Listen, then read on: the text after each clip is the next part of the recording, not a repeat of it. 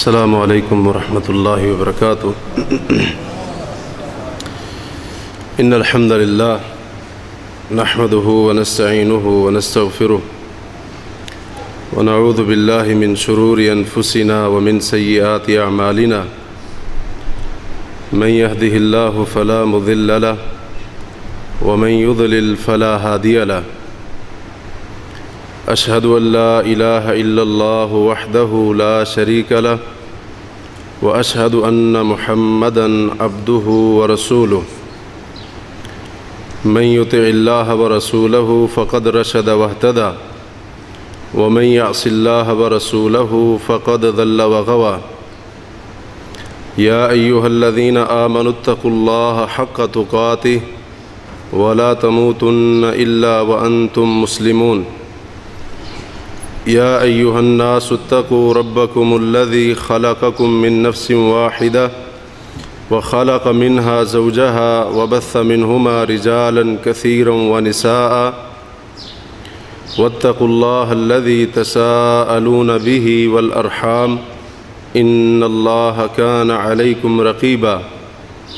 یا ایہا الذین آمنوا اتقوا اللہ وقولوا قولا سدیدا یصلح لکم اعمالکم ویغفر لکم ذنوبکم ومن یطع اللہ ورسولہ فقد فاز فوزا عظیما۔ اما بعد فإن خیر الحدیث کتاب اللہ وخیر الہدی ہدی محمد صلی اللہ علیہ وسلم وشر الامور محدثاتها وکل محدثۃ بدعہ وَكُلَّ بِدْعَةٍ ضَلَالَةٍ وَكُلَّ ضَلَالَةٍ فِي النَّارِ۔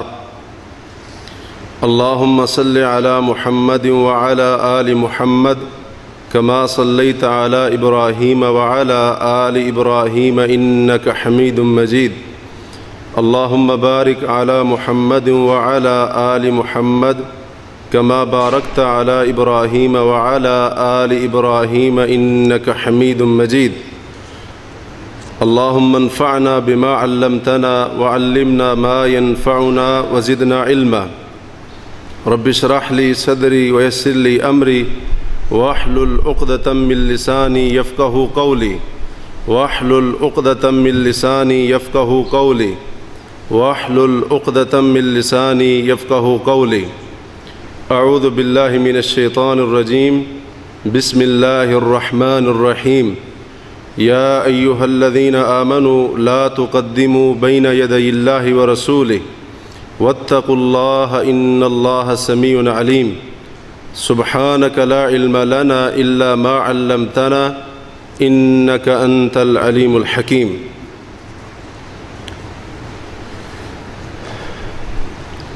اے ایمان والو، لا تقدموا بین یدی اللہ ورسولہ، اللہ اور اس کے رسول صلی اللہ علیہ وسلم سے آگے مت بڑھو۔ واتقوا اللہ، اللہ سے ڈر جاؤ۔ ان اللہ سمیع علیم، یقیناً اللہ تبارک و تعالی خوب سننے والا اور خوب علم رکھنے والا، جاننے والا ہے۔ یہ آیت جو آپ کے سامنے پڑھی ہے سورہ حجرات کی پہلی آیت ہے، اور سورہ حجرات مدنی دور کی صورت ہے جس کے مدنی ہونے پر مفسرین کا اتفاق اور اجماع ہے۔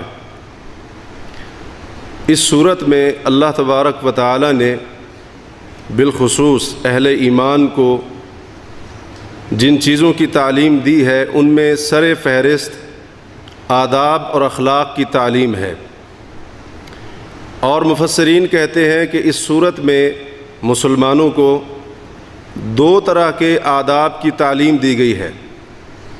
ایک آداب خاصہ یعنی خاص آداب، جس سے مراد اللہ تعالیٰ کا ادب اور رسول اللہ صلی اللہ علیہ وسلم کا ادب ہے، اور دوسری قسم کہ جن آداب کی تعلیم دی گئی وہ ہے آداب عامہ، یعنی عام آداب جو مسلمانوں کو ایک دوسرے کے معاملات میں اور رہن سہن میں، معاشرے میں اختیار کرنے چاہیے۔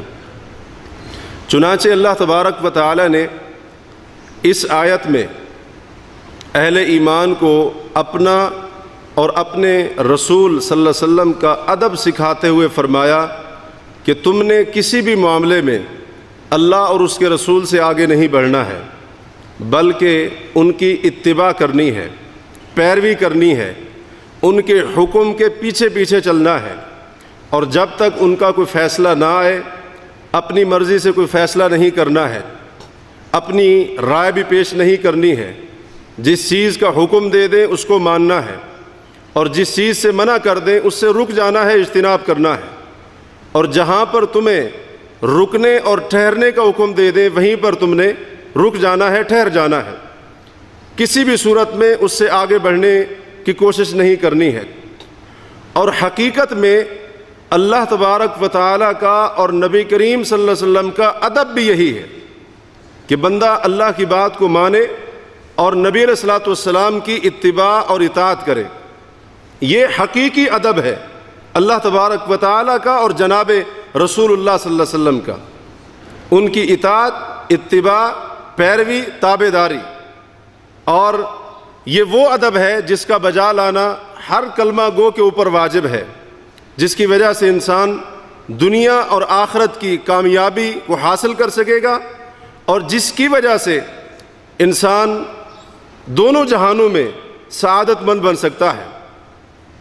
تو اس آیت میں اللہ تبارک و تعالی نے اپنا اور اپنے نبی محمد مصطفیٰ صلی اللہ علیہ وسلم کا ادب سکھانے کے ساتھ ساتھ مسلمانوں کو اور بھی بہت ساری باتوں کی تعلیم دی ہے۔ جیسا کہ مفسرین کے اقوال کو اگر دیکھا جائے تو لا تقدموا بین یدی اللہ و رسولہ، کہ اللہ اور اس کے رسول سے آگے نہ بڑھو، اس کی تفسیر میں صحابہ کرام، تابعین اور سلف صالحین میں سے جو مفسرین ہیں ان کے بے شمار اقوال ملتے ہیں۔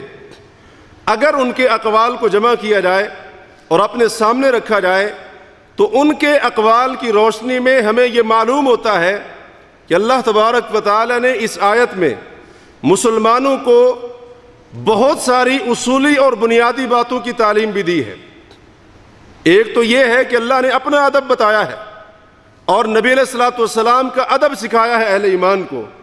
اس کے ساتھ ساتھ اور بھی بہت ساری ایسی اصولی باتیں ہیں کہ جن کی تعلیم ہمیں اس آیت کے اندر دی گئی ہے، اور اگر ان اصولی باتوں کو مسلمان اختیار کر لیں، خاص طور پر موجودہ زمانے میں کہ جب امت کے لوگ افتراق اور انتشار کا شکار ہیں اور امت ٹکڑوں کے اندر، گروہوں کے اندر تقسیم ہے، اس آیت کے اندر اللہ نے جو اصول بیان کیے ہیں اگر ان کو اختیار کر لیا جائے تو مسلمانوں کے آپسی اختلافات اور تفرقہ بازی جڑوں سے ختم ہو جائے۔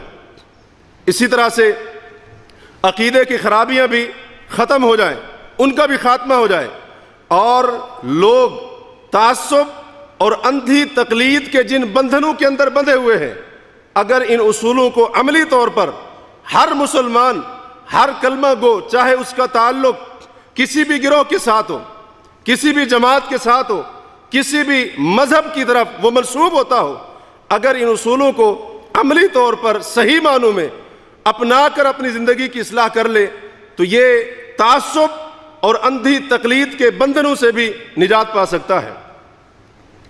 اب وہ اصول کون سے ہیں جو اللہ تعالیٰ نے اس آیت کے اندر بیان فرمائے ہیں؟ سب سے پہلا اصول جو اس آیت کے اندر اہل ایمان کو مخاطب کر کے بیان کیا گیا ہے وہ یہ ہے کہ لا تقدموا بین یدی اللہ و رسولہ، کہ تم نے اللہ اور اس کے رسول کے آگے نہیں بڑھنا ہے۔ اس کا مطلب یہ ہوا کسی بھی معاملے میں اللہ اور اس کے رسول سے آگے مت بڑھو، کسی بھی صورت میں اللہ اور اس کے رسول سے آگے بڑھنے کی گنجائش نہیں ہے، اللہ نے اس کی اجازت قطعاً نہیں دی ہے۔ کوئی بھی معاملہ ہو، کوئی بھی معاملہ ہو اور کوئی بھی صورت ہو، اللہ اور اس کے رسول سے آگے نہیں بڑھنا ہے، کیونکہ ایک مسلمان کے اوپر اللہ اور اس کے رسول صلی اللہ علیہ وسلم کی غیر مشروط اطاعت واجب ہے۔ کوئی مسلمان یہ نہیں کہہ سکتا ہے کہ میں اللہ کی بات اس شرط پر مانوں گا، کوئی مسلمان یہ نہیں کہہ سکتا ہے۔ اسی طرح سے کوئی بھی کلمہ گو اس کو یہ کہنے کا حق حاصل نہیں ہے کہ وہ کہے کہ میں حدیث کو رسول اللہ کے فرمان کو، آپ کی سنت کو، آپ کی بات کو فلاں شرط پر تسلیم کروں گا، بلکہ ہمیں حکم یہ ہے کہ ہم نے غیر مشروط اطاعت کرنی ہے، کوئی شرط نہیں لگانی ہے کہ یہ شرط ہوگی میں قرآن کی بات کو مانوں گا، یہ شرط جو میری مطلوبہ شرط ہے اگر پائی جائے گی میں فلاں حدیث کو مانوں گا، نبی علیہ الصلوۃ والسلام کی بات کو مانوں گا۔ جب غیر مشروط اطاعت ہر کلمہ پڑھنے والے پر فرض ہے تو پھر یہ بھی ضروری ہے کہ بندہ کسی بھی معاملے میں اپنی منمانی نہ کرے، کسی بھی مسئلے میں اپنی منمانی نہ کرے، اپنی مرضی نہ کرے، دین کے معاملے میں اپنی مرضی کرنے کی کوشش نہ کرے، ورنہ وہ شخص اللہ اور اس کے رسول سے آگے بڑھ جائے گا۔ اب اس میں اور بھی بہت ساری تفاصیل ہیں۔ اللہ اور اس کے رسول سے کسی بھی معاملے میں آگے نہیں بڑھنا ہے، اس میں اقوال بھی شامل ہیں، یعنی اس بات کا تعلق قول کے ساتھ ہے، کلام کے ساتھ ہے، تو قول میں، کلام میں بھی، بات میں بھی آگے بڑھنے کی اجازت نہیں ہے۔ کیا مطلب اس کا مطلب یہ ہے کہ اللہ کے رسول صلی اللہ علیہ وسلم نے جو کچھ فرما دیا اور جتنا فرما دیا اتنا ہی ہم نے کہنا ہے، اس سے آگے نہیں بڑھنا ہے۔ الفاظ میں بھی اللہ کے نبی سے آگے نہیں بڑھنا ہے، لفظوں میں، قول میں، اقوال میں اللہ کے پیغمبر صلی اللہ علیہ وسلم سے آگے نہیں بڑھنا ہے۔ نبی علیہ الصلوۃ والسلام نے ایک صحابی کو، حضرت براء بن عازب رضی اللہ عنہ کو ایک دعا سکھائی تھی، بخاری و مسلم کے اندر اس دعا کا ذکر ملتا ہے۔ آپ صلی اللہ علیہ وسلم نے یہ دعا سکھائی کہ اے براء، جب تم سونے کے لیے بستر پر آؤ وضو کر لیا کرو، دائیں پہلو پر لیٹ کر یہ دعا پڑھ لینا، اللہم اسلمت وجہی الیک وفوضت امری الیک والجأت ظہری الیک رغبتاً ورہبتاً الیک لا ملجأ ولا منجا منک الا الیک اللہم آمنت بکتابک الذی انزلت وبنبیک الذی ارسلت۔ اللہ کے نبی صلی اللہ علیہ وسلم نے یہ دعا ان کو سکھائی۔ کہتے ہیں کہ جب میں نے یہ دعا دہرانے کے ارادے سے نبی علیہ الصلوۃ والسلام کے سامنے پڑھی تو جب میں یہاں پر پہنچا وَبِنَبِيِّكَ الَّذِي أَرْسَلْتَ، تو میں نے وَبِنَبِيِّكَ کا نہیں کہا، میں نے کہا وَبِرَسُولِكَ الَّذِي أَرْسَلْتَ۔ اللہ کے پیغمبر نے نبی کا لفظ استعمال کیا تھا اور میں نے کیا کہا، وَبِرَسُولِكَ الَّذِي أَرْسَلْتَ، حالانکہ رسول کا لفظ، اللہ کے رسول نہیں تھے، اللہ کے رسول تھے، آپ نبی بھی تھے، آپ رسول بھی تھے، اور رسول کا لفظ اگر دیکھا جائے تو اس میں فضیلت اور مقام زیادہ ہے بنسبت نبی کے لفظ کے، لیکن آپ علیہ الصلوۃ والسلام نے کیونکہ لفظ پڑھایا تھا وہ بھی نبی کا، آپ علیہ الصلوۃ والسلام نے فرمایا تھا برا نہیں، اس طرح سے کہو وہ بھی نبی الذی ارسلت، کہ تیرے اس نبی پر ایمان لایا جس کو آپ نے مبعوث کیا ہے اور اس کو پیغمبر بنا کر بھیجا ہے۔ تو نبی علیہ الصلوۃ والسلام نے اس دعا میں جو لفظ پڑھایا تھا اس لفظ کے بدلے میں کوئی اور لفظ تبدیل کرنے کی بھی اجازت نہیں دی ہے۔ اور یہاں پر لوگ اللہ اور اس کے رسول کے ساتھ محبت کا دعویٰ کرتے ہیں اور دوسری طرف پورا دین ہی بدل ڈالا ہے، نعوذ باللہ من ذالک، پورا دین اس کا حلیہ ہی بگاڑ دیا ہے، حتیٰ کہ عوام الناس کی اکثریت اصل دین سے، بنیادی اسلام سے، خالص دین جو محمد رسول اللہ صلی اللہ علیہ وسلم پر اترا تھا اس سے ناواقف ہے۔ عوام الناس کی اکثریت کو اس خالص دین کا علم ہی نہیں ہے، تو آپ علیہ الصلوۃ والسلام نے لفظ بدلنے کی بھی اجازت نہیں دی۔ اسی طرح سے ہم نے کہا کہ الفاظ میں بھی، قول میں بھی رسول اللہ سے آگے نہیں بڑھا جائے گا، یعنی جو بات آپ نے جتنا فرمائی اتنا ہی کہی جائے گی، اس سے آگے بڑھنے کی اجازت ہمیں نہیں ہے۔ نبی صلی اللہ علیہ وسلم کا فرمان ہے مسند احمد میں اور مسند طیالسی کے اندر آپ صلی اللہ علیہ وسلم کے فرمان موجود ہے، اور اسی معنی کی تھوڑے سے الفاظ کے اختلاف کے ساتھ صحیح مسلم میں بھی روایت موجود ہے۔ مسند احمد میں یہ الفاظ ہیں کہ نبی علیہ الصلوۃ والسلام نے فرمایا اذا حدثتکم حدیثا فلا تزیدن علی، کہ لوگوں جب میں تمہیں کوئی حدیث بیان کر دوں اس پر اپنی مرضی سے اضافہ نہ کیا کرو، اور ایک روایت میں فلا تزیدن علی، ان الفاظ کے اوپر جو میں نے بیان کیے ہیں اپنی مرضی سے اضافہ نہیں کرنا ہے، چاہے وہ الفاظ کتنے اچھے کیوں نہ ہو، وہ الفاظ کتنے بہتر کیوں نہ ہو، وہاں پر اپنی مرضی سے اضافہ کرنے کی گنجائش اللہ کے نبی صلی اللہ علیہ وسلم نے نہیں رکھی ہے۔ اور اگر کوئی اضافہ کرے گا اللہ اور اس کے رسول سے آگے بڑھنے کی کوشش کرے گا، آگے جانے کی کوشش کرے گا۔ حضرت عبداللہ بن مسعود حضرت عبداللہ بن عمر رضی اللہ عنہ کی روایت سنن ترمذی کے اندر موجود ہے کہ وہ بیٹھے ہوئے تھے، ایک شخص جو ان کے پہلو میں بیٹھا تھا اس کو چھینک آئی تو اس نے کہا الحمدللہ والسلام علی رسول اللہ، کہا کہ ساری تعریفیں اللہ کے لیے، سلام ہو اللہ کے رسول پر۔ حضرت عبداللہ بن عمر رضی اللہ عنہ جو اس بات کو سن رہے تھے تو انہوں نے کہا کہ وَأَنَا أَقُولُ الْحَمْدُ لِلَّهِ وَالسَّلَامُ عَلَى رَسُولِ اللَّهِ، میں بھی کہتا ہوں الحمدللہ والسلام علی رسول اللہ، میں بھی اس بات کا قائل ہوں، میں بھی اللہ کی تعریف کے ساتھ رسول اللہ پر سلام بھیجتا ہوں، ولیکن لیس ہاکذا علمنا رسول اللہ، اللہ کے رسول نے یہاں پر ہمیں یہ لفظ نہیں سکھائے۔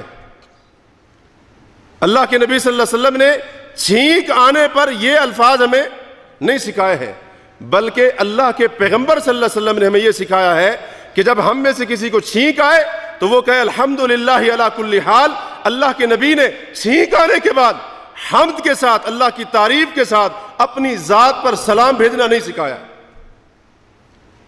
تو کیونکہ چھینک آنے پر اللہ کی تعریف کے ساتھ نبی علیہ الصلوۃ والسلام پر سلام بھیجنا پیغمبر کی تعلیم نہیں تھی، اس لیے عبداللہ بن عمر نے اس بندے کو روکا، اس بندے کو ٹوک دیا۔ اب آج لوگ کہتے ہیں جی ہم بھیج تو درود رہے ہیں، سلام بھیج رہے ہیں، اذان سے پہلے ہمارے ہاں لوگوں نے باقاعدہ اس کو اذان کا جز اور حصہ بنا دیا، کہتے ہیں بھیج تو درود رہے ہیں، بھیج تو ہم سلام رہے ہیں رسول اللہ پر صلی اللہ علیہ وسلم، تم درود کے منکر ہو، نبی پر سلام بھیجنے کے منکر ہو۔ حضرت عبداللہ بن عمر رضی اللہ عنہ نے سکھا دیا ہے کہ دین اپنی مرضی کا نام، دین اپنی مرضی کا نام نہیں ہے، دین اللہ اور اس کے رسول کی اطاعت کا نام ہے۔ جو الفاظ اللہ کے رسول نے جس موقع پر جتنا فرمایا ہے اتنا ہی کہے جائیں گے، اگر اپنی مرضی سے اضافہ کریں گے یہ اللہ اور اس کے رسول سے آگے بڑھنا ہو جائے گا۔ حضرت بلال رضی اللہ تعالیٰ عنہ نے بھی اذان دی کہ نہ دی، اور ان کی اذان کہاں سے شروع ہوتی ہے؟ اللہ اکبر شروع ہوتی ہے، کہاں ختم ہوتی ہے؟ لا الہ الا اللہ پر، لا الہ الا اللہ کے اوپر ختم ہوتی ہے۔ اللہ کے نبی صلی اللہ علیہ وسلم نے حضرت بلال کو اذان تو سکھائی، اپنی ذات پر اگر درود بھی بھیجنا تھا بالکل اذان سے متصل پہلے متصل بعد تو آپ وہ بھی سکھا دیتے، کیا حرج ہے اس کے اندر؟ آپ سکھا دیتے، تعلیم دے دیتے، کوئی مشکل تھا کام؟ اللہ کے رسول کا نہ سکھانا ہی اس بات کی دلیل ہے کہ اذان وہیں سے شروع ہوگی جہاں سے حضرت بلال کی اذان شروع ہوئی ہے، اور وہیں پر ختم ہوگی جہاں پر حضرت بلال کی اذان ختم ہوئی۔ اپنی مرضی سے ہم اضافہ نہیں کر سکتے ہیں۔ الفاظ بڑے اچھے تھے، اللہ کے رسول پر سلام بھیجنا، پیغمبر کے لیے اللہ سے سلامتی کی دعا کرنا، الفاظ بڑے بہترین ہیں، اللہ کے نبی کے لیے دعا کی جا رہی ہے، لیکن حضرت عبداللہ بن عمر نے اصول سکھا دیا کہ جہاں پر اللہ کے نبی نے یہ الفاظ یا اس طرح کے الفاظ نہیں سکھائے ہیں ہمیں بھی وہ الفاظ نہیں کہنے چاہیے۔ الفاظ میں بھی پیروی کرنی ہے، الفاظ میں بھی، اقوال میں بھی ہمیں اللہ اور اس کے رسول سے آگے نہیں بڑھنا ہے۔ اسی طرح سے طبرانی اوسط میں ایک روایت ملتی ہے کہ حضرت عبداللہ بن مسعود رضی اللہ تعالی عنہ ایک بندے کو تشہد سکھا رہے تھے۔ تشہد سکھاتے سکھاتے جب حضرت عبداللہ بن مسعود رضی اللہ عنہ اس مقام پر پہنچے اشہد ان لا الہ الا اللہ و اشہد ان محمدن عبدہ و رسولہ، اس مقام پر پہنچے، اس بندے کو یہ الفاظ سکھائے تو بندے نے جب یہ الفاظ پڑھے اشہد ان لا الہ الا اللہ، آگے اضافہ کر دیا وحدہ لا شریک لہ۔ حضرت عبداللہ بن مسعود نے نہیں سکھائے تھے۔ کیوں نہیں سکھائے تھے؟ کیونکہ محمد الرسول اللہ نے یہاں پر اتنے ہی الفاظ سکھائے تھے۔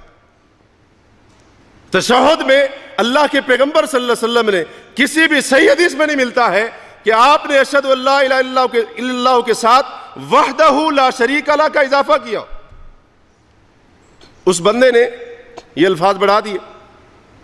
حضرت عبداللہ بن مسعود رضی اللہ عنہ نے فرمایا کہ بات جو تو نے کی ہے نا وحدہ لا شریک لہ، بات بالکل ایسے ہے، اللہ وحدہ لا شریک ہے، اللہ اکیلا ہے، اس کا کوئی بھی شریک، میں مانتا ہوں اس بات کو، اس کا معنی بھی ٹھیک ہے، الفاظ بھی ٹھیک ہے، اور بات بھی بالکل اپنی جگہ پر درست ہے، ولیکن ننتہی الی ما علمنا، جہاں تک ہمیں محمد الرسول اللہ نے سکھایا ہے ہم وہیں پر رک جائیں گے۔ یہ صحابہ کرام کی تعلیم ہے، رسول اللہ کے صحابہ کی یہ تعلیم ہے۔ کیوں؟ محمد کریم صلی اللہ علیہ وسلم کی تربیت ایسی تھی صحابہ کرام کی۔ تو حضرت عبداللہ بن مسعود رضی اللہ عنہ نے یہ کہہ کر ہی بات کو ختم کر دیا، کہا کہ جتنا ہمیں سکھایا گیا ہم اسی پر رک جائیں گے، اس سے آگے نہیں بڑھیں گے۔ اب بندہ آگے سے کہتا یہ الفاظ تو بڑے اچھے ہیں، الفاظ تو بڑے اچھے ہیں، آپ نعوذ باللہ من ذالک اللہ کی وحدانیت کے منکر ہیں، جیسے آج لوگ کہتے ہیں نا، آج لوگوں کو کہیں کہ یہ الفاظ اللہ کے رسول سے ثابت نہیں ہیں، تو آگے سے وہ اس طرح کی باتیں شروع ہو جاتی ہیں۔ تو سلف صالحین نے ہمیں اس بات کی تعلیم دی کہ نبی علیہ الصلوۃ والسلام نے جو بات جتنا سکھائی ہے، جتنا بتائی ہے، اس سے آگے نہیں بڑھنا، ورنہ اللہ اور اس کے رسول سے آگے بڑھ جائیں گے۔ اسی طرح سے حضرت عبداللہ بن مسعود رضی اللہ عنہ کے شاگرد ہیں امام علقمہ رحمہ اللہ، وہ تشہد سکھا رہے تھے ربیع بن خیثم رحمہ اللہ کو۔ تشہد سکھاتے سکھاتے جب یہاں پر پہنچے السلام علیک ایھا النبی ورحمۃ اللہ وبرکاتہ، جب ان الفاظ پر پہنچے تو ربیع بن خیثم نے ورحمۃ اللہ وبرکاتہ کے ساتھ آگے ومغفرتہ کا اضافہ کر دیا۔ حضرت علقمہ رحمہ اللہ نے یہ الفاظ نہیں سکھائے تھے، تو حضرت علقمہ کہنے لگے کہ نقف حیث علمنا، جہاں تک ہمیں سکھایا گیا ہے ہم وہیں پر رک جائیں گے۔ حالانکہ الفاظ کے اندر کوئی قباحت، ومغفرتہ کہ اے نبی اللہ آپ کے گناہوں کو معاف کر دے، دعا تھی مغفرت کی، کوئی برے الفاظ نہیں تھے۔ لیکن علقمہ رحمہ اللہ جو حضرت عبداللہ بن مسعود کے شاگرد ہیں، انہوں نے بھی اس بات کو واضح کر دیا کہ جہاں تک ہمیں سکھایا گیا ہے وہیں پر ہم رک جائیں گے، الفاظ کتنے اچھے کیوں نہ ہوں، ہم نے اپنی مرضی کا اضافہ نہیں کرنا ہے۔ اب آئیے ذرا ہمارے معاشرے میں جو عمل ہوتا ہے، کتنی ایسی مثالیں ہیں کہ دعائیں کچھ الفاظ کے ساتھ ثابت ہوتی ہیں اور دعا کو کیا سے کیا بنا دیا جاتا ہے۔ مثال کے طور پر اذان کے بعد کی جو دعا ہے، اذان کے بعد کی جو دعا ہمارے ہاں سکھائی جاتی ہے اور ٹی وی پر آتی ہے، یہ بھی تو بہت بڑی دلیل ہوتی ہے نا، آج کل دلیل ہوتی ہے کہ نہیں، کہ جو مولانا صاحب ٹی وی پر آتے ہیں ان سے بڑا کوئی عالم نہیں ہو سکتا ہے، جو کچھ اس پر بتایا جا رہا ہے بس وہ بات کیسے غلط ہو سکتی ہے۔ اس میں دعا جو صحیح بخاری میں ہے وہ اتنی ہے صرف، اللہم رب ہذہ الدعوۃ التامہ والصلاۃ القائمہ آت محمدا الوسیلۃ والفضیلہ وابعثہ مقاما محمودا الذی وعدتہ۔ اور سنن بہقی میں یہ الفاظ ہیں انک لا تخلف المیعاد۔ یہ وہ دعا ہے جو نبی علیہ الصلوۃ والسلام سے ثابت ہے اذان کے بعد کی، اور ہمارے ہاں الفاظ کا اضافہ کیا جاتا ہے وَالدَّرَجَةَ الرَّفِيعَ وَارْزُقْنَا شَفَاعَتَهُ يَوْمَ الْقِيَامَةِ۔ ہمارے علم کے مطابق کسی بھی صحیح حدیث میں ان اضافی الفاظ کی کوئی دلیل نہیں، لیکن لوگ ان کو پڑھتے ہیں۔ اب آگے سے اگر کسی کو سمجھائے وہی بات ہے، وہ کہیں گے کہ آپ پیغمبر کی شفاعت کو نہیں مانتے، کہ نبی سفارش کریں گے، آپ اس بات کو نہیں مانتے ہیں۔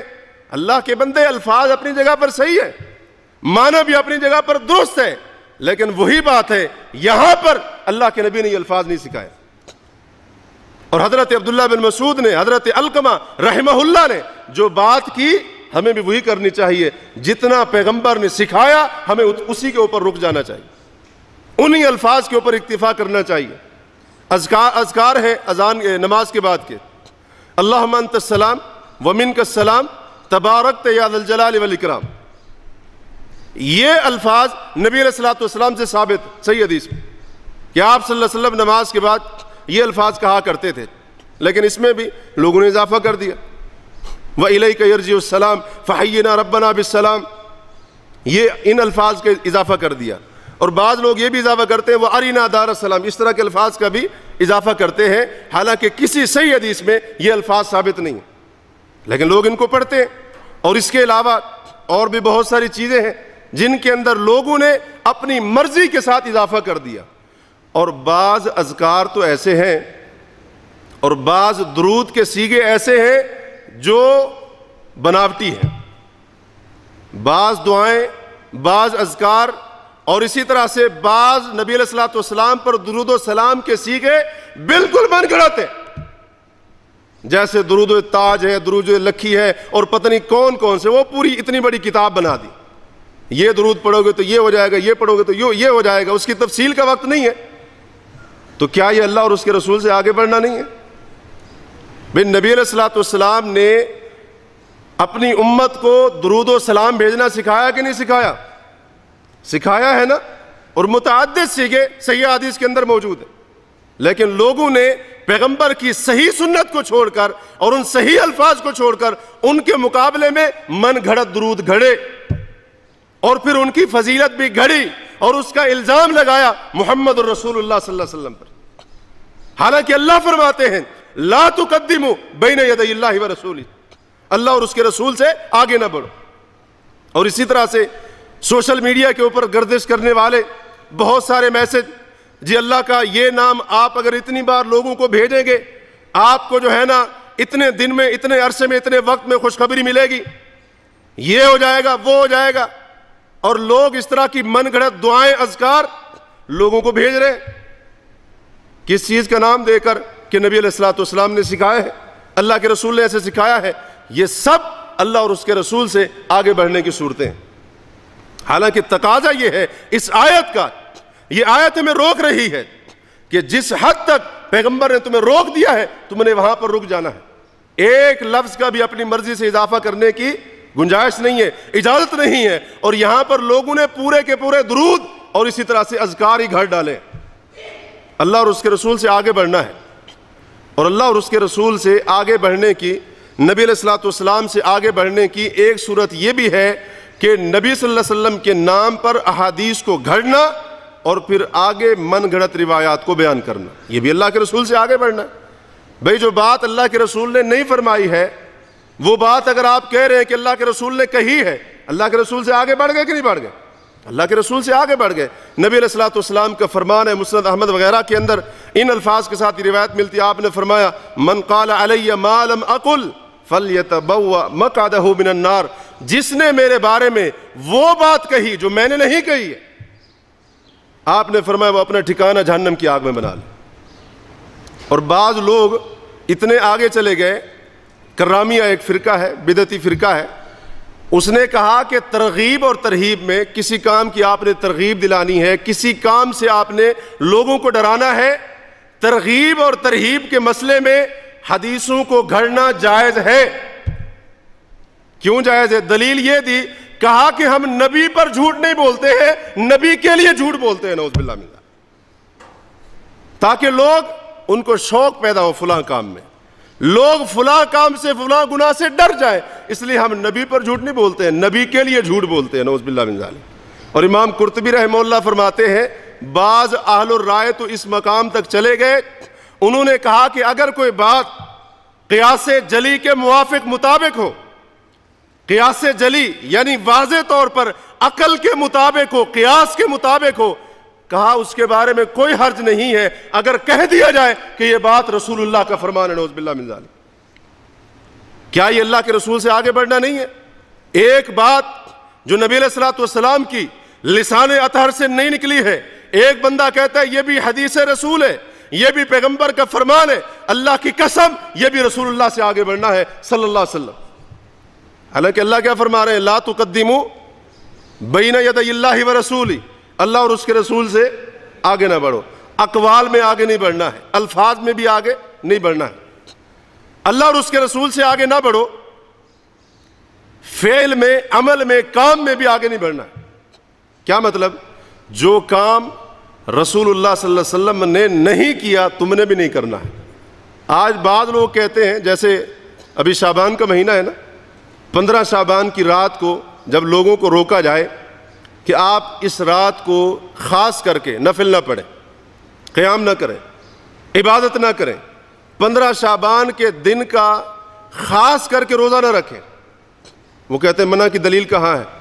اللہ کے بندو، نبی کا نہ کرنا ہی منع کی دلیل ہے، پیغمبر کا نہ کرنا ہی منع کی دلیل ہے۔ یہ کیسے ہو سکتا ہے کہ کام عبادت کا ہو، کام اللہ کے قرب کا ذریعہ ہو، وہ کام ثواب اور اجر والا ہو، محمد رسول اللہ نے نہ کیا ہو؟ اللہ کی قسم یہ نہیں ہو سکتا ہے، یہ ہو ہی نہیں سکتا ہے۔ تو پیغمبر کا نہ کرنا ہی اس کے منع ہو جانے کی دلیل ہے۔ اب مزید کسی دلیل کی ضرورت باقی نہیں رہتی۔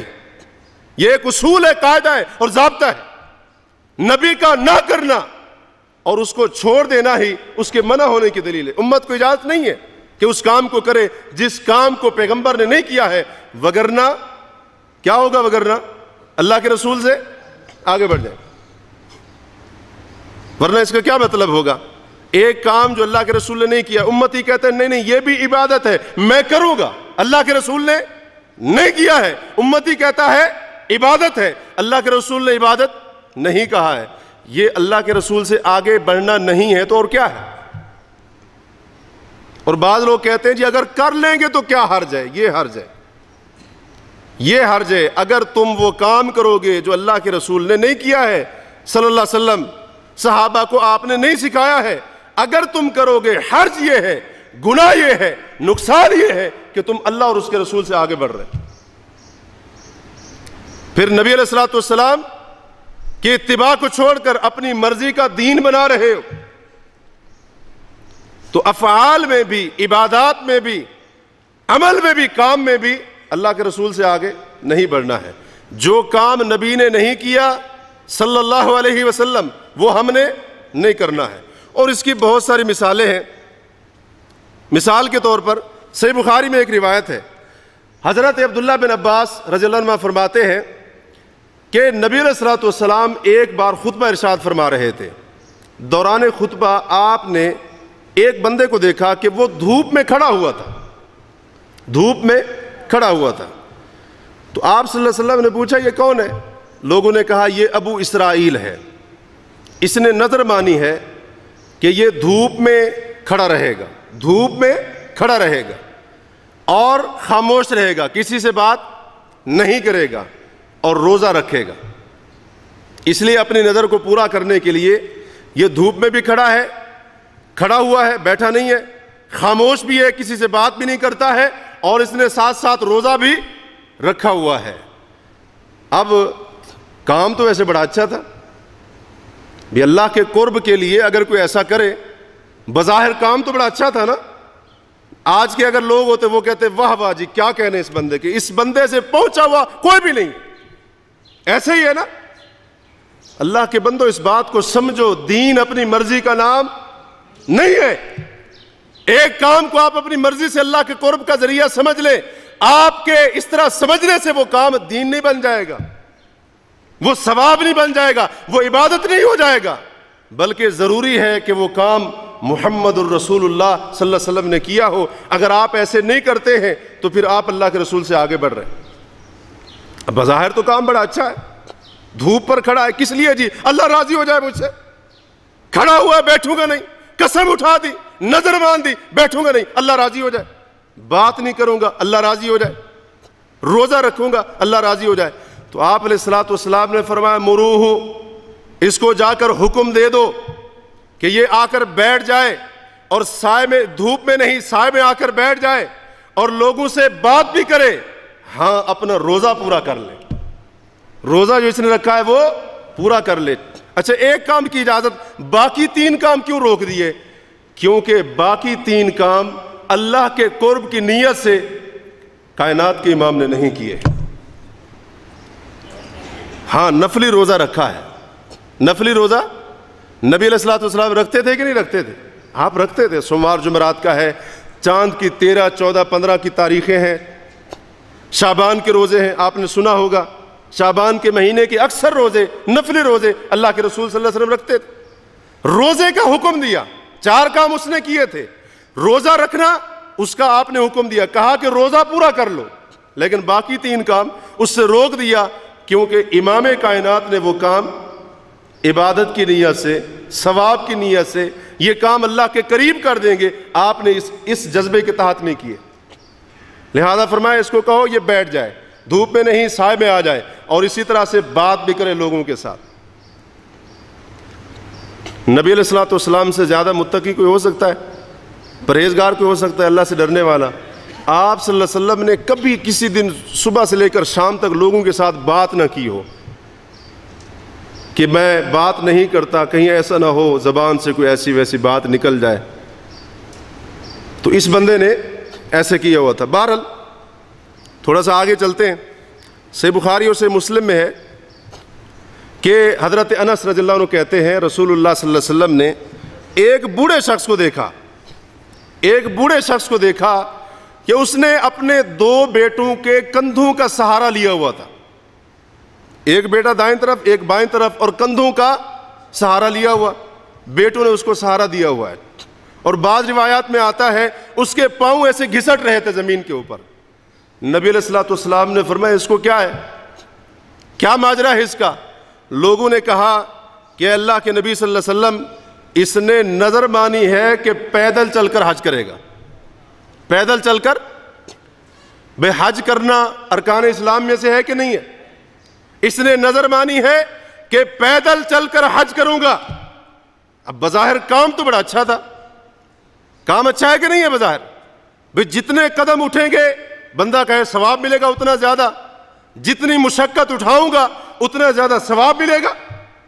بظاہر کام تو اچھا ہے, لیکن محمد الرسول اللہ کا طریقہ نہیں ہے. نبی کائنات صلی اللہ علیہ وسلم نے ایسا کام نہیں کیا ہے کہ حج کا ثواب زیادہ ہو, اور اللہ کے رسول نے فرمایا ہو کہ میرے صحابہ تم نے سواری پر نہیں بیٹھنا ہے, پیدل چلنا ہے تاکہ حج کا ثواب اس میں اضافہ ہو جائے.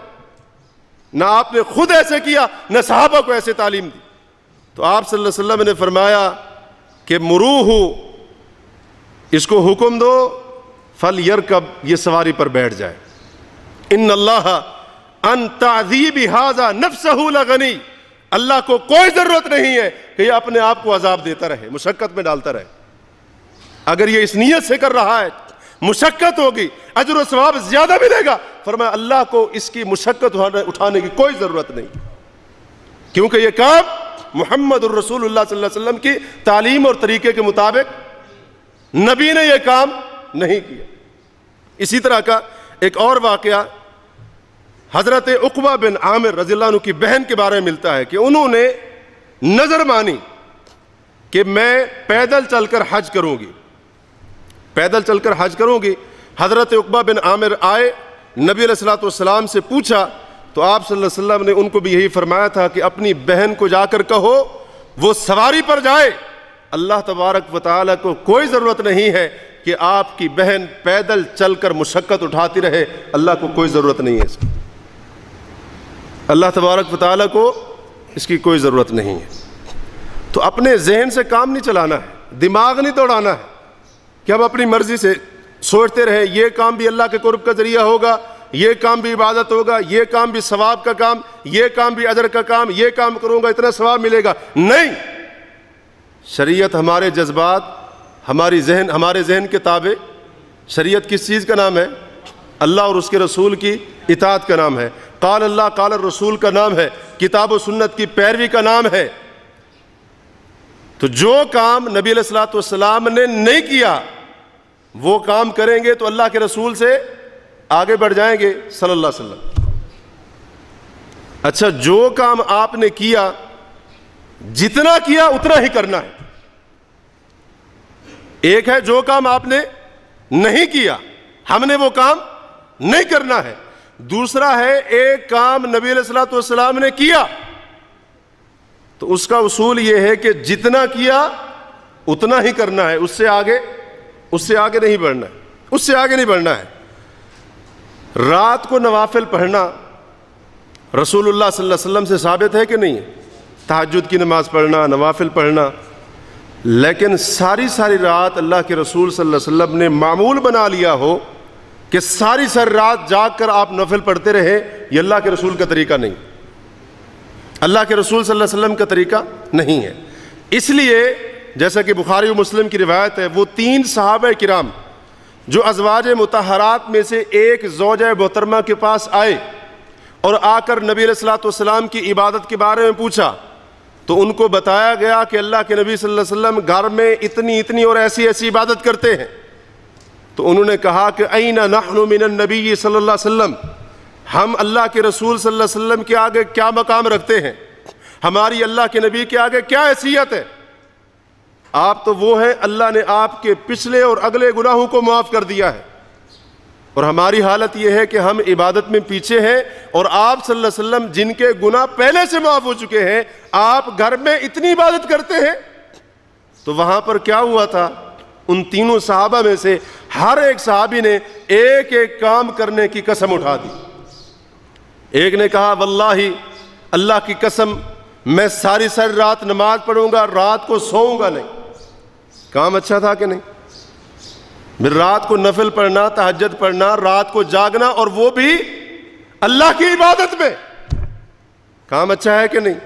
نیت اچھی تھی کہ نہیں؟ آج لوگ یہ بھی کہتے ہیں نا کہ نیت تو اچھی ہے، ٹھیک ہے، نبی علیہ الصلوۃ والسلام سے ثابت نہیں ہے، لیکن ہماری نیت تو اچھی ہے نا۔ تیری نیت کے اچھا ہونے سے کچھ نہیں ہوگا، صرف تیری نیت کے اچھا ہونے سے کوئی کام عمل صالح نہیں بن جائے گا، عبادت نہیں بن جائے گا۔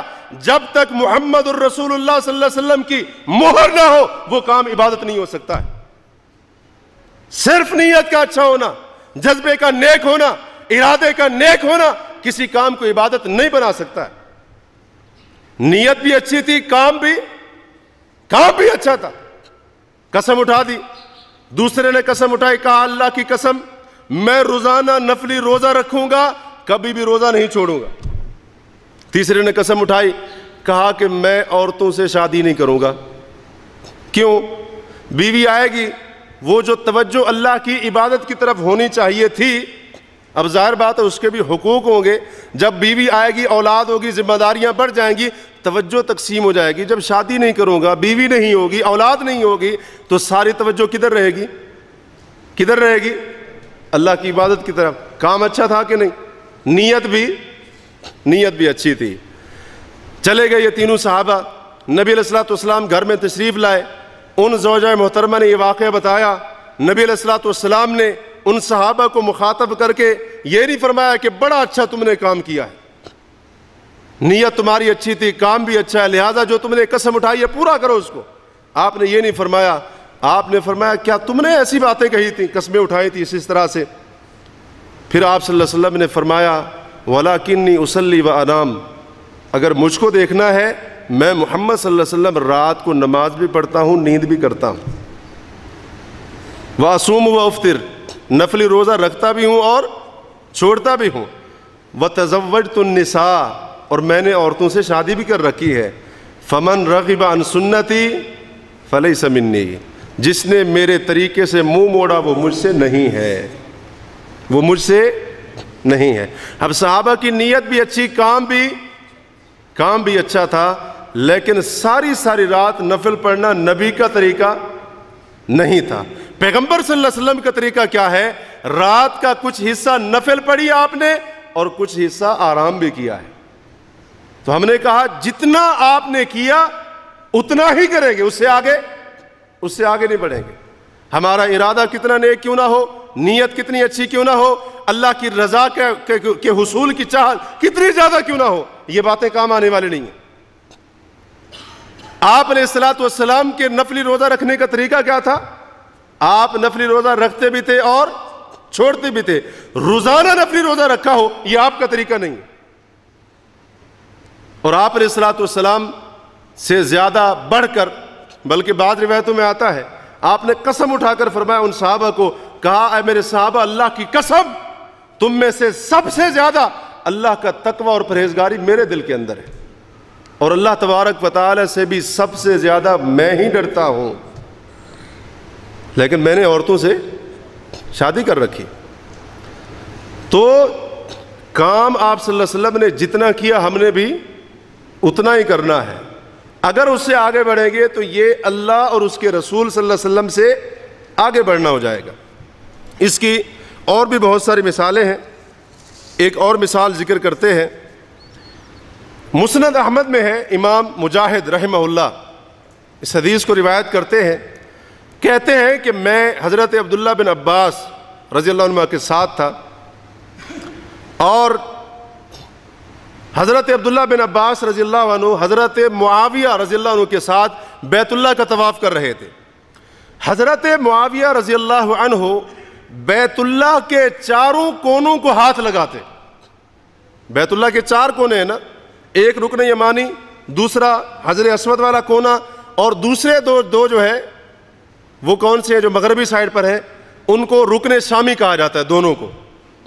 حضرت معاویہ رضی اللہ عنہ جب طواف کر رہے تھے، رکن یمانی والا کونا بھی چھو رہے تھے، حجر اسود والا بھی، اور رکن شامی والے بھی، دونوں کونوں کو ہاتھ لگا رہے تھے۔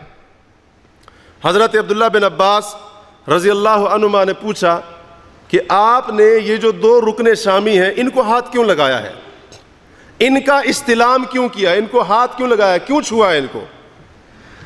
رسول اللہ صلی اللہ علیہ وسلم تو ایسا نہیں کرتے تھے۔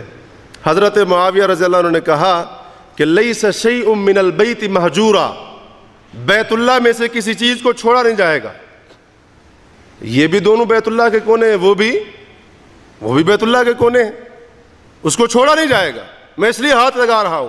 حضرت عبداللہ بن عباس رضی اللہ عنہ نے پھر آیت پڑھی، لقد کان لکم فی رسول اللہ اسوۃ حسنہ، رسول اللہ صلی اللہ علیہ وسلم تمہارے لیے بہترین نمونہ ہے، اور کہا کہ میں نے رسول اللہ صلی اللہ علیہ وسلم کو دیکھا، آپ نے طواف کرتے ہوئے صرف حجر اسود والے اور رکن یمانی والے کونے کو ہاتھ لگایا ہے، اور محمد الرسول اللہ نے باقی دو کونوں کو نہیں چھوا ہے۔ حضرت معاویہ نے کہا صدقتا، آپ نے سچ فرمایا ہے، آپ نے سچ فرمایا ہے۔ اور آج کسی کو روک دو تو آپ پر مصیبت آ جائے گی، روکنے والے پر۔ وہ ابھی 1 مہینہ پہلے کی بات ہے، عمرے پر گئے ہوئے تھے، 2 بندوں کو میں نے اپنی آنکھوں سے دیکھا، یہ رکن یمانی کے کونے سے تھوڑا سا ہٹ کر، یہ ادھر باب فہد کی طرف، وہاں شاید کوئی 3-4 پتھر ٹوٹے ہوئے تھے، مرمت کے قابل تھے، وہاں پہ انہوں نے اپنی وہ پٹی لگا کر کام کر رہے تھے۔ اب اس پتھر کو پورا نہیں نکال رہے تھے، اس کو توڑا ہوا تھا، چھوٹے چھوٹے ٹکڑے کیے ہوئے تھے۔ ایک بندے کو میں نے خود دیکھا، وہ نیچے سے جو ہے نا پتھر اٹھانے کی کوشش کر رہا تھا، وہ چھوٹا سا پتھر اٹھانے کی، وہ نیچے سے، اوپر کام کر رہے نیچے سے، بندے نے اس کو پکڑ لیا۔ یہ آنکھوں دیکھا واقعہ ہے۔ اور دوسرا بندہ ان کام کرنے والوں کے ساتھ، وہاں پر جو مہندس انجینئر موجود تھا، لگ ایسے رہا تھا گویا اس کے ساتھ جھگڑ رہا ہو کہ مجھے یہ پتھر اور مٹی اٹھانے دی جائے۔ اور پیغمبر کا اسوہ حسنہ کیا ہے؟ آپ علیہ الصلوۃ والسلام نے صرف حجر اسود کو اور رکن یمانی کو ہاتھ لگایا ہے، نبی علیہ الصلوۃ والسلام نے بیت اللہ کے باقی 2 کونوں کو ہاتھ بھی نہیں لگایا ہے۔ تو ہمارے لیے بھی یہی تعلیم ہے، نبی نے جتنا کام کیا ہم نے بھی اتنا ہی کرنا ہے، اپنی مرضی نہیں کرنی ہے۔ آگے سے ہم یہ نہیں کہہ سکتے ہیں یہ بھی تو بیت اللہ کے 2 کونے، عقلی دلیلیں نہیں چلیں گی، یہ ہم نہیں کہہ سکتے ہیں۔ اگر ان کو ہاتھ نہیں لگاتے ہو، حجر اسود کو کیوں لگاتے ہو، رکن یمانی کو کیوں لگاتے ہو؟ ہم کہیں گے حجر اسود کو، رکن یمانی کو اس لیے لگاتے ہیں محمد الرسول اللہ نے لگایا ہے، ان کو کیوں نہیں لگاتے ہو؟ ہمارے نبی نے نہیں لگایا ہے۔ اصول ہے نا، لا تقدموا بین یدی اللہ ورسولہ، اللہ اور اس کے رسول سے آگے نہیں بڑھنا، اللہ اور اس کے رسول سے بالکل آگے نہیں بڑھنا ہے۔ پیغمبر نے جتنا کام کیا اتنا ہی کرنا ہے، اس سے آگے اپنی منمانی نہیں کرنی ہے، اپنی مرضی نہیں کرنی ہے، اپنی خواہش نفس کو مقدم نہیں کرنا۔ اسی طرح سے سنن ابو داؤد میں یہ روایت ہے کہ حضرت عبداللہ بن عمر رضی اللہ عنہ سفر میں تھے، انہوں نے، راوی کہتے ہیں، ہمیں 2 رکعت نماز پڑھائی، ظہر یا عصر کی نماز ہوگی یا عشاء کی نماز جو قصر ہو سکتی ہے، انہوں نے ہمیں 2 رکعت نماز پڑھائی، سفر میں تھے، قصر والی نماز تھی۔ تو پھر جب وہ نماز پڑھ کر فارغ ہوئے، انہوں نے کچھ لوگوں کو کھڑے ہو کر نماز پڑھتے ہوئے دیکھا تو پوچھا کہ یہ کیا کر رہے ہیں؟ راوی کہتے ہیں کہ میں نے کہا یہ سنتیں پڑھ رہے ہیں۔ یہ کیا کر رہے ہیں؟ سنتیں پڑھ رہے ہیں، جو سنت مؤکدہ ہوتی ہے وہ پڑھ رہے ہیں۔ انہوں نے کہا کہ اگر میں نے سنتیں پڑھنی ہوتی تو فرض پورے پڑھ لیتا، سنتیں پڑھنی ہوتی سفر میں تو فرض پورے پڑھ لیتا، لیکن میں نے رسول اللہ صلی اللہ علیہ وسلم کے ساتھ سفر کیا، آپ صلی اللہ علیہ وسلم نے 2 رکعتوں سے زیادہ نہیں پڑھی۔ لیکن یاد رہے بعض اور روایت میں آتا ہے کہ نبی صلی اللہ علیہ وسلم نے حالت سفر میں فجر کی 2 سنتیں اور وتر نہیں چھوڑے، لیکن باقی سنت مؤکدہ آپ نے نہیں پڑھی سفر کی حالت میں۔ کہتے ہیں میں اللہ کے رسول کے ساتھ رہا سفر میں، آپ دنیا سے رخصت ہو گئے لیکن آپ نے حالت سفر میں 2 رکعت سے زیادہ نہیں پڑھی، 2 رکعت نماز پڑھی قصر والی، اس سے زیادہ آپ نے نہیں پڑھی، سنت مؤکدہ آپ نے نہیں پڑھی۔ حضرت ابوبکر کے ساتھ بھی رہا، حضرت عمر کے ساتھ بھی، حضرت عثمان کے ساتھ بھی، انہوں نے بھی 2 رکعت سے زیادہ نہیں پڑھی۔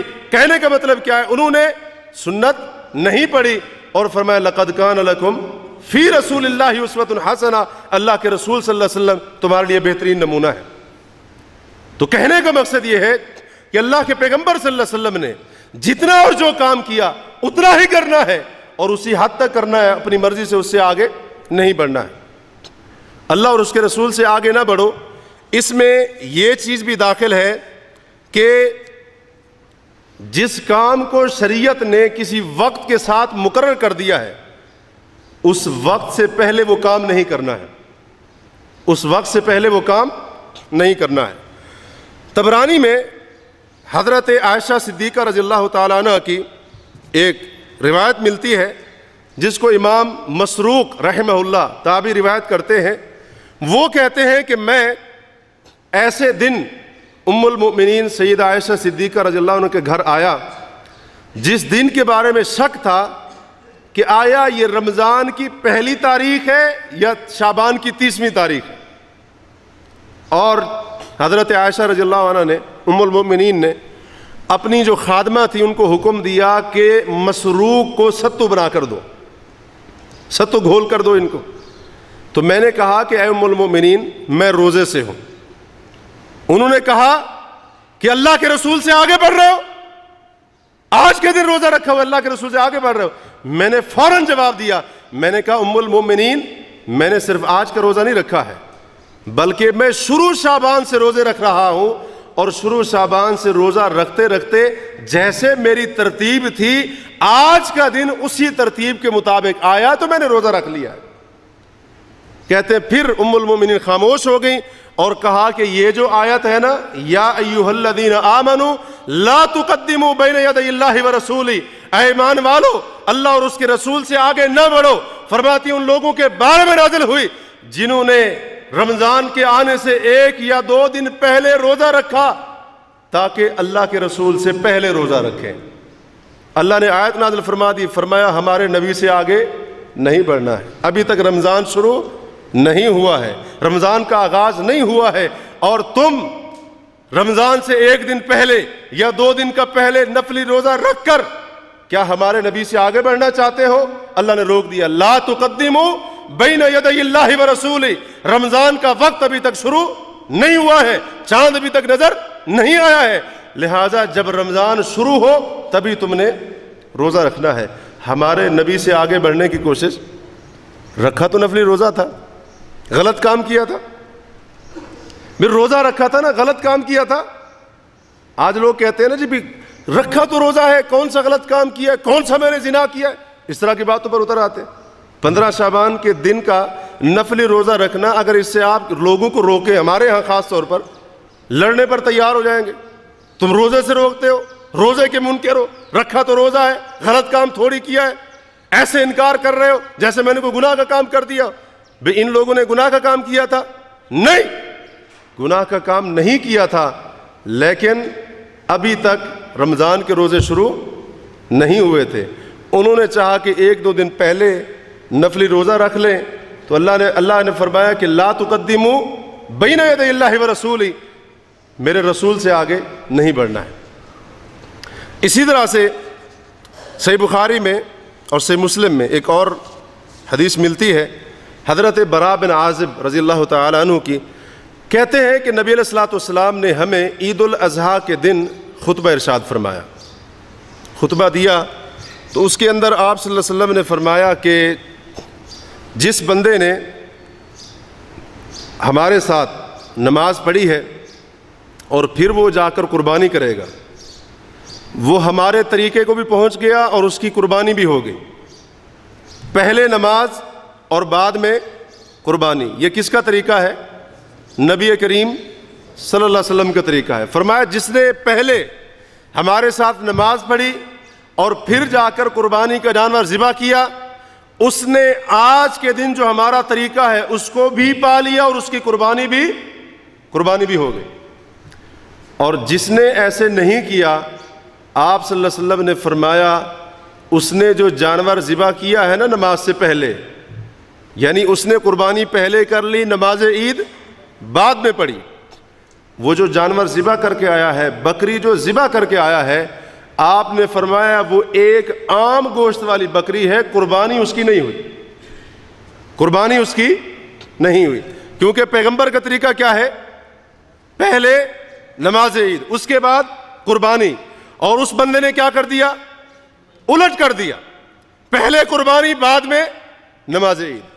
حضرت براء بن عازب رضی اللہ عنہ کہتے ہیں یہ سننا تھا تو میرے ماموں ابو بردہ بن نیار رضی اللہ عنہ کھڑے ہو گئے، کہا کہ اللہ کے رسول صلی اللہ علیہ وسلم آپ نے یہ بات ارشاد فرمائی ہے، اور میں نے تو صبح ہی صبح جو میرا قربانی کا جانور تھا، بکری تھی، میں نے اس کو نہ صرف ذبح کر دیا کیونکہ میں نے سمجھا آج عید کا دن ہے، کھانے پینے کا دن ہے، لہذا میں نے صبح صبح ہی بکری کو ذبح کر دیا، اور صرف ذبح نہیں کیا، اس کا گوشت بھی بنایا، میرے گھر والوں نے بھی کھایا اور میں بھی کھا کر آ رہا ہوں۔ اور صحیح بخاری کی ایک روایت میں آتا ہے فَتَعَجَّلْتُ فَأَكَلْتُ وَأَطْعَمْتُ أَهْلِي وَجِيرَانِي، میں نے جلدی کی، میں نے سمجھا آج عید کا دن ہے، آج جلدی جلدی قربانی کرتے ہیں، کھانے پینے کا دن ہے، بچے انتظار کرتے رہیں گے، میں نے جلدی جلدی قربانی کی، خود بھی کھایا ہے گوشت، گھر والوں کو بھی کھلایا ہے اور پڑوسیوں کو بھی کھلا کر آ رہا ہوں، ہمسایوں کو بھی دے کر آ رہا ہوں۔ نیت اچھی تھی کہ نہیں تھی؟ نیت اچھی تھی نا، اور جانور ذبح کیا تو اللہ کے لیے کیا تھا نا، اور قربانی کی نیت سے کیا تھا، تو آپ علیہ الصلوۃ والسلام نے یہ نہیں فرمایا کہ چلو کوئی بات نہیں، تمہیں پتہ نہیں تھا، کوئی بات نہیں، آئندہ ایسا نہ کرنا۔ آپ نے فرمایا ابو بردہ شاتک شات اللحم، تیری وہ بکری جو تو ذبح کر کے آیا ہے اور اپنے گھر والوں کو، اپنے ہمسایوں کو اس کا گوشت کھلا کر آیا ہے، تیری وہ بکری عام گوشت کی بکری ہے، قربانی نہیں ہوئی ہے، قربانی نہیں ہوئی ہے۔ اگر چاہتے ہو قربانی کرنا، اس کی جگہ پر ایک اور جانور ذبح کرو، وگرنہ وہ بکری قربانی والی نہیں تھی، کیونکہ نبی علیہ الصلوۃ والسلام نے جو قربانی کا وقت بتایا وہ نماز سے پہلے تھا یا بعد میں تھا؟ نماز کے بعد تھا، اور صحابی نے نماز سے پہلے کر دی۔ اگر وقت سے پہلے صحابی ایک عبادت کر دے، جب اس کی قبول نہیں ہوتی ہے تو بعد والوں کی کہاں سے ہوگی؟ تو اگر وقت سے پہلے کریں گے، یہ بھی اللہ اور اس کے رسول سے آگے بڑھنا ہوگا، اللہ اور اس کے رسول سے آگے نہیں بڑھنا ہے کسی بھی حالت میں۔ پہلا اصول جو اس آیت سے ہمیں سیکھنے کو ملا ہے کہ کسی بھی حالت میں اللہ اور اس کے رسول صلی اللہ علیہ وسلم سے آگے نہیں بڑھنا، آگے بڑھنے کی کوشش نہیں کرنی ہے۔ دوسرا اصول جو اس آیت میں ہمیں سکھایا جا رہا ہے وہ یہ ہے، کتاب و سنت پر کسی بھی چیز کو مقدم نہیں کیا جائے گا۔ اللہ کی کتاب پر، پیغمبر صلی اللہ علیہ وسلم کی سنت پر کسی بھی چیز کو مقدم نہیں کیا جائے گا۔ اللہ اور اس کے رسول کے فیصلے اور حکم پر کسی بھی چیز کو فوقیت اور ترجیح کسی بھی حالت میں نہیں دی جائے گی، چاہے وہ کسی کی رائے ہو، کسی کا اجتہاد ہو، کسی کے امام کا قول ہو، کسی کا قیاس ہو، کسی کی عقلی دلیل ہو، کسی کی عقل کی بات ہو، کسی بھی چیز کو اللہ کی کتاب پر، نبی کی سنت پر مقدم نہیں کیا جائے گا۔ یہ اصول ہے، اور علماء کہتے ہیں اہل السنہ والجماعہ کا نقلی اہل سنہ والجماعہ نہیں، 2 نمبر نہیں، 1 نمبر جو اصلی اہل سنہ والجماعہ ہے، صحابہ کرام، تابعین، سلف صالحین، ائمہ، محدثین، علماء کہتے ہیں جو اہل سنہ والجماعہ ہے ان کا متفقہ اصول ہے کتاب و سنت کو ہر حالت میں ہر چیز پر مقدم کیا جائے گا. کسی کی رائے، کسی کا اجتہاد، کسی کا فتویٰ، کسی کا قیاس اس قابل نہیں ہے کہ اس کو اللہ کی کتاب پر، نبی کی سنت پر اس کو مقدم کیا جائے، کیونکہ اللہ نے فیصلہ فرما دیا ہے لا تقدموا بین یدی اللہ ورسولہ، اللہ اور اس کے رسول سے آگے مت بڑھو. اور جو کسی کی رائے کو، کسی کے قول کو، کسی کے فتوے کو، کسی کی بات کو، کسی کے قیاس اور اجتہاد کو، کسی کی عقلی دلیل کو اللہ کی کتاب اور اس کے نبی کی سنت پر مقدم کر رہا ہے، کیا وہ اللہ اور اس کے رسول سے آگے نہیں بڑھ رہا؟ یقیناً بڑھ رہا ہے.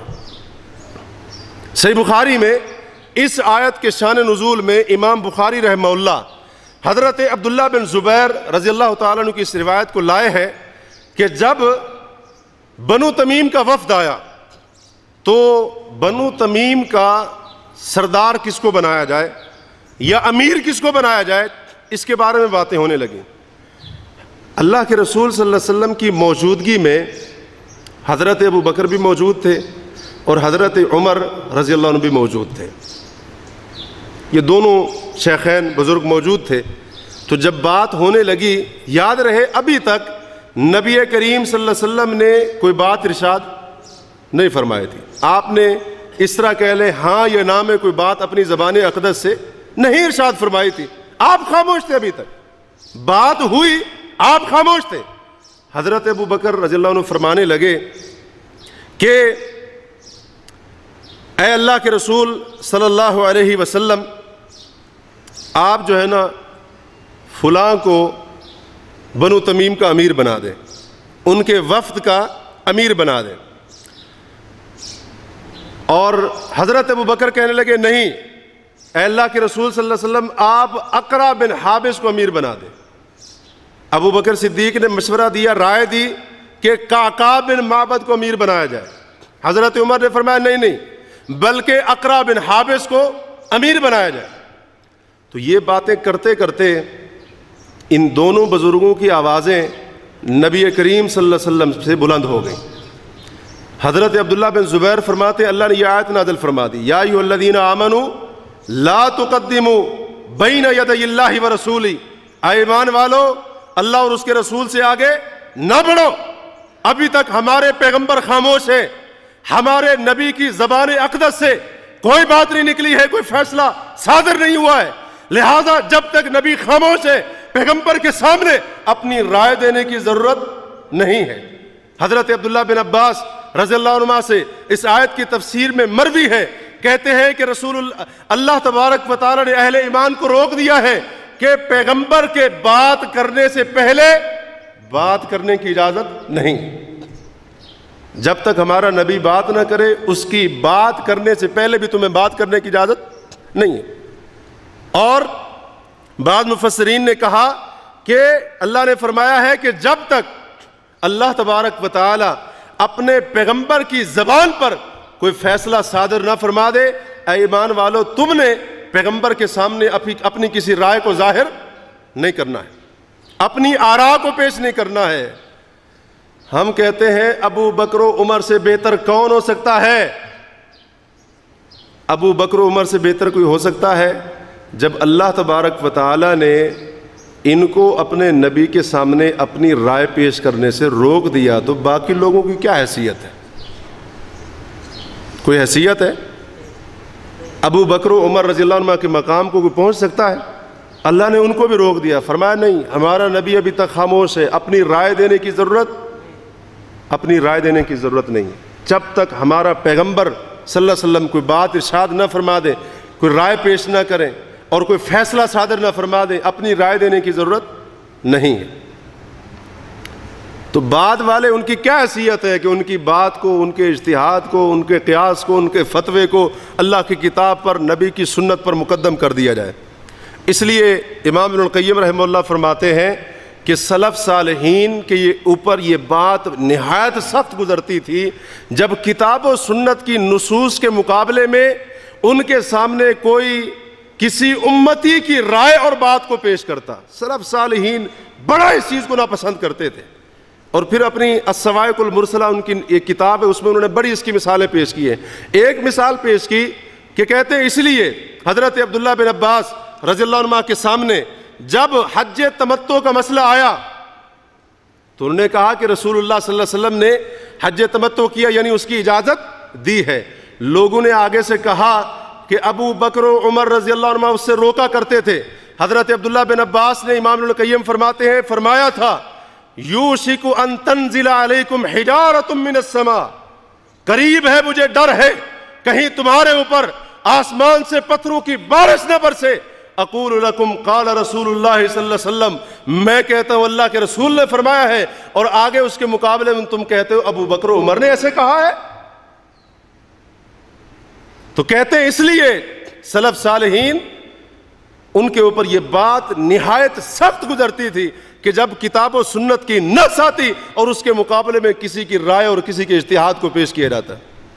پھر امام ابن القیم رحمہ اللہ اس اثر کے اوپر تبصرہ کرتے ہوئے فرماتے ہیں، کہتے ہیں اللہ ابن عباس پر رحم فرمائے، یہ تو بات انہوں نے کی تھی ابو بکر و عمر کی رائے کے بارے میں، اگر وہ ان لوگوں کو پا لیتے جو جہم بن صفوان، بشر المریسی، افلاطون، ابن الفارابی، اس طرح کے جو عقل پرست فلسفی منطقی لوگ، عقل کی پیروی کرنے والے، فرمایا اگر ابن عباس رضی اللہ عنہ ان لوگوں کی باتوں، ان لوگوں کو پا لیتے یا ان لوگوں کو پا لیتے جو ان عقل پرستوں کی رائے کو کتاب و سنت پر ترجیح دیتے ہیں، فرمایا اس وقت ابن عباس کی کیا حالت ہوتی۔ یہ تو تب انہوں نے فرمایا تھا نا کہ جب ابو بکر و عمر رضی اللہ عنہ کی بات کو پیش کیا گیا اللہ کے رسول صلی اللہ علیہ وسلم کے عمل کے مقابلے میں۔ اور سلف صالحین کی زندگی میں اس کی بڑی مثالیں موجود ہیں، بڑی مثالیں موجود ہیں۔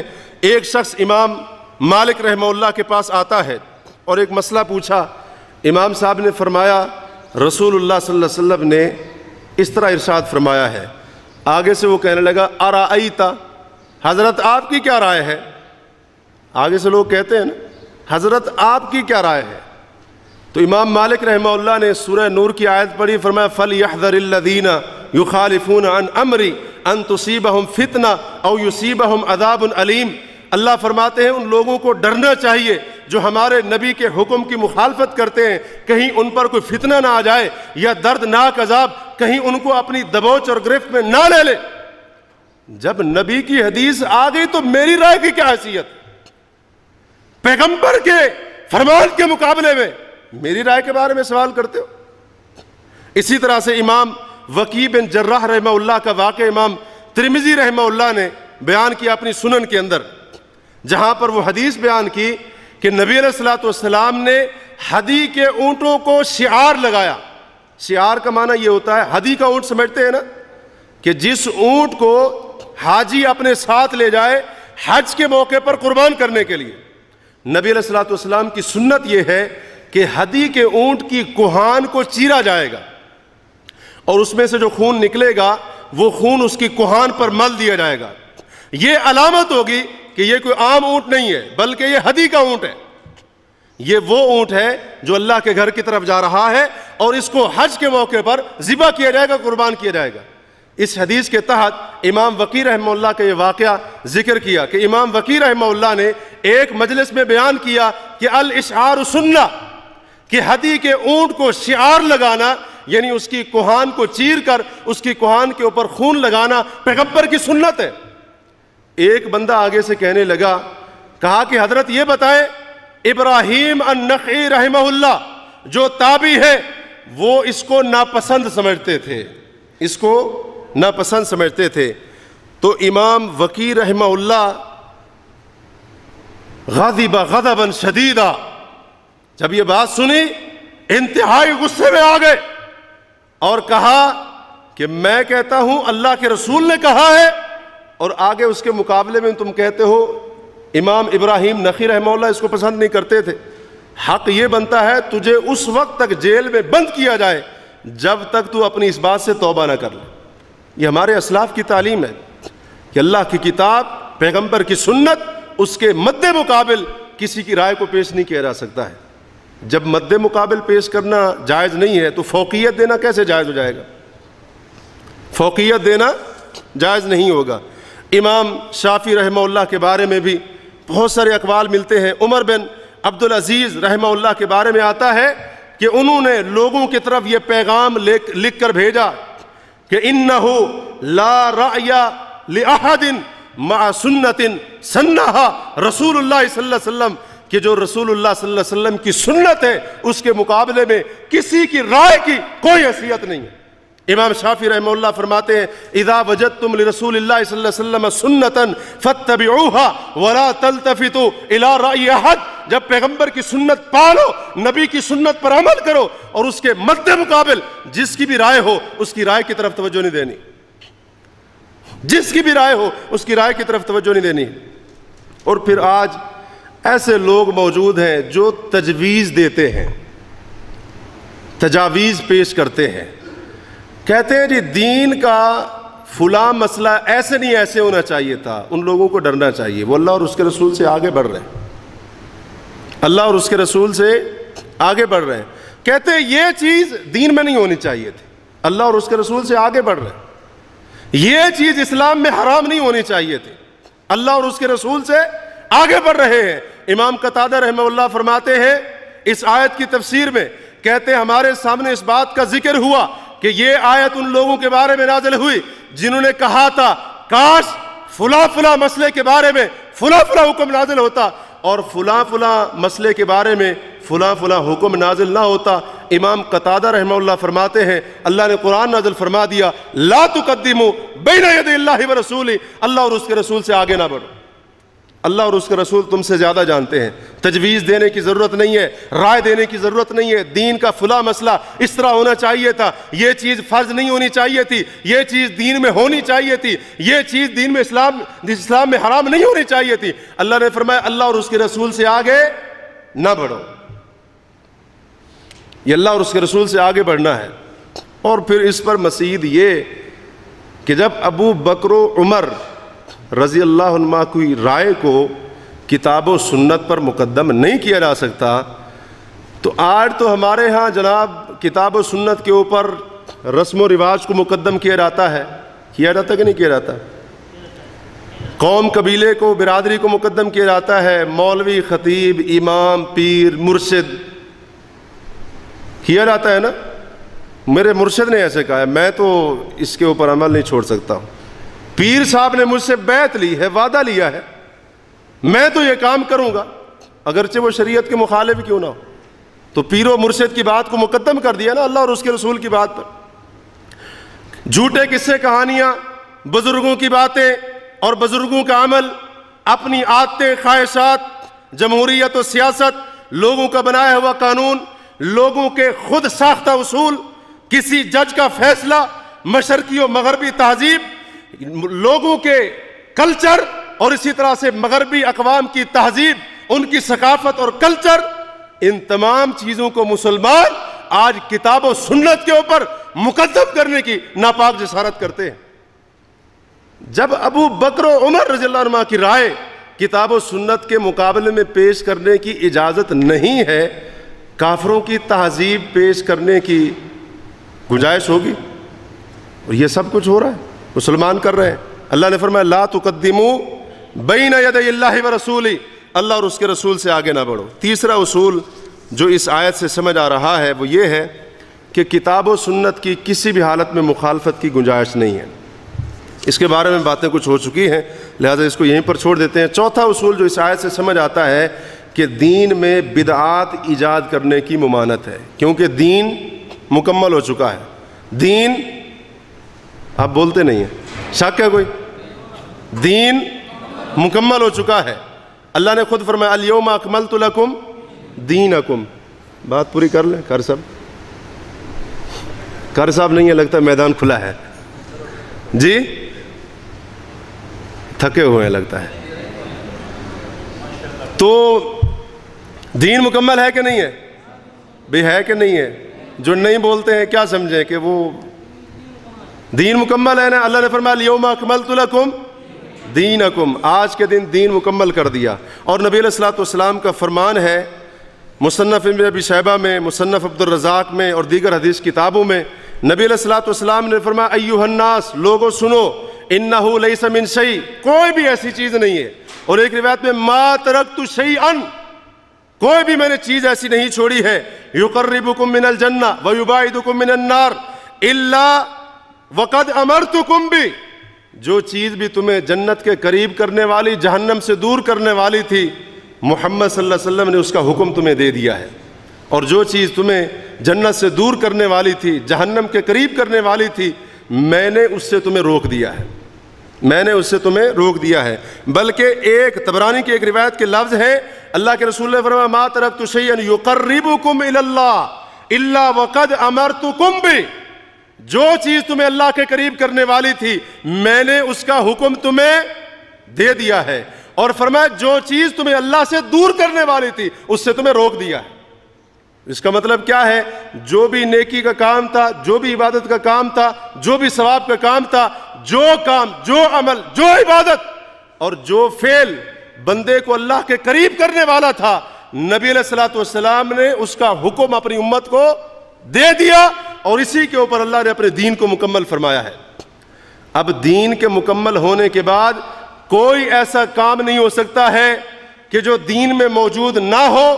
دین کے مکمل ہونے کے 3 صدیاں بعد, 4 صدیاں بعد, 6 صدیاں بعد اس کو ایجاد کیا جائے اور وہ اللہ کے قریب کرنے والا ہو. کوئی ایسا کام نہیں ہو سکتا ہے, کیونکہ نبی علیہ الصلوۃ والسلام نے فرما دیا جو کام اللہ کے قریب کرنے والا تھا میں نے اس کا حکم دے دیا ہے. لیکن جو بدعتی ہے وہ کہتے ہیں نہیں بہت سارے کام رہ گئے تھے, ابھی بہت سارے کام رہ گئے تھے ابھی کہ جن کا حکم نہیں دیا, لیکن وہ بھی اللہ کے قریب کرنے والے ہیں, نعوذ باللہ من ذالک. تو کیا وہ بدعتی جو دین کے نام پر بدعات کو ایجاد کر رہا ہے, کیا وہ اللہ اور اس کے رسول سے آگے نہیں بڑھ رہا ہے؟ یقیناً آگے بڑھ رہا ہے.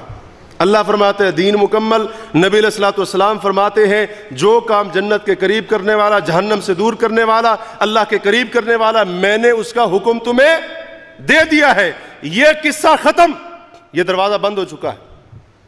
اب کوئی نئی عبادت نہیں ہوگی, کوئی عبادت کا نیا کام نہیں ہوگا, اللہ کے قرب کا ذریعہ بننے والا اب کوئی نیا کام نہیں ہوگا.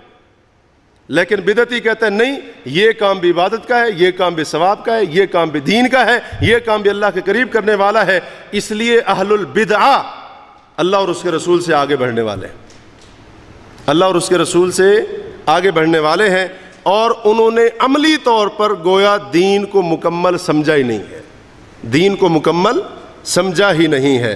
نبی علیہ الصلوۃ والسلام فرماتے ہیں کل بدعۃ ضلالہ, ہر خطبے کے اندر آپ فرماتے تھے نا, بلکہ بعض روایتوں میں وضاحت ملتی ہے, صحیح ابن خزیمہ اور سنن ابن ماجہ کی روایت میں وضاحت ملتی ہے کہ اللہ کے رسول صلی اللہ علیہ وسلم جب خطبہ جمعہ ارشاد فرماتے تھے, آپ اس میں یہ فرماتے تھے کل بدعۃ ضلالہ, کل بدعۃ ضلالہ, کل بدعۃ ضلالہ. یہ جملہ یاد کر لیں. اللہ کے رسول کیا فرماتے ہیں, ہر بدعت گمراہی ہے. دین کے نام پر, ثواب کے نام پر, عبادت کے نام پر جو کام بھی ایجاد کیا جائے گا وہ گمراہی ہے. اور بدعتی آگے سے کیا کہتے ہیں, نہیں, بدعت 2 قسم کی ہوتی ہے, ایک اچھی ہوتی ہے, دوسری بری ہوتی ہے. ہم تو اچھی کر رہے ہیں, اللہ کے رسول سے آگے بڑھ رہے ہیں نا. اللہ کے رسول کیا فرماتے ہیں, کل بدعۃ ضلالہ, ہر بدعت گمراہی ہے. اور بدعتی کیا کہتا ہے, نہیں بدعت 2 قسم کی ہوتی ہے, ایک بدعت حسنہ, دوسری بدعت سیئہ. ہم بدعت سیئہ نہیں بدعت حسنہ کر رہے ہیں. حضرت عبداللہ بن عمر رضی اللہ عنہ کا فرمان ہے, وہ کہتے ہیں کل بدعۃ ضلالہ, ہر بدعت گمراہی ہے. وَإِن رَآهَا النَّاسُ حَسَنًا, اگرچہ لوگ اس کو حسنہ کیوں نہ سمجھیں, اس کو اچھا کیوں نہ سمجھیں. دین کے نام پر, ثواب کے نام پر ایجاد کیا جانے والا ہر وہ نیا کام جس کی اصل دین میں, شریعت میں نہ ہو, فرماتے ہیں ہر وہ نیا کام بدعت ہے, لوگ چاہے اس کو اچھا ہی کیوں نہ سمجھیں. امام مالک رحمہ اللہ کی بات پر اپنی بات کا اختتام کرتے ہیں. امام صاحب فرماتے ہیں من ابتدع بدعۃ یراھا حسنۃ, جس نے دین اسلام میں کے نام پر کوئی نیا کام گھڑا اور کہا کہ یہ بدعت حسنہ ہے، یہ بدعت حسنہ ہے۔ کہتے ہیں فقد زعم ان محمدا قد خان الرسالہ، اس بندے نے یہ دعویٰ کیا ہے کہ محمد الرسول اللہ صلی اللہ علیہ وسلم نے نبوت و رسالت میں خیانت کی تھی، نعوذ باللہ من ذالک۔ کیونکہ اللہ فرماتا ہے الیوم اکملت لکم دینکم، اللہ فرماتا ہے اللہ نے دین کو مکمل فرما دیا ہے، اور آگے فرماتے ہیں فما لم یکن یومئذ دینا فلا یکون الیوم دینا، جو کام اس دن دین نہیں تھا وہ آج بھی دین نہیں ہو سکتا ہے، چاہے اس کو کتنی کثیر تعداد کے اندر لوگ کیوں نہ کریں۔ جو کام دین کے مکمل ہونے کے وقت دین کا حصہ نہیں تھا اور نبی علیہ الصلوۃ والسلام نے اس کو عبادت کا یا اللہ کے قرب کا ذریعہ نہیں بتایا، وہ آج بھی دین نہیں ہو سکتا ہے۔ وہ دین کے مکمل ہونے کے 300 سال بعد بھی دین نہیں ہو سکتا ہے، 600 سال کے بعد، 1000 سال کے بعد، 1400 سال کے بعد، بلکہ 50,000 سال کے بعد وہ دین نہیں ہو سکتا ہے۔ جو کام اس وقت دین نہیں تھا وہ آج بھی دین نہیں ہو سکتا ہے۔ اللہ تبارک و تعالیٰ سے دعا ہے کہ اللہ تبارک و تعالیٰ اس آیت کی روشنی میں ہمیں جو اصول اور بنیادی باتیں سکھائی گئی ہیں، اللہ تعالیٰ ان باتوں کو سمجھنے کی توفیق عطا فرمائے، اور اس حوالے سے اگر ہمارے اندر کمی ہے تو ہمیں اپنی اصلاح کرنے کی توفیق عطا فرمائے۔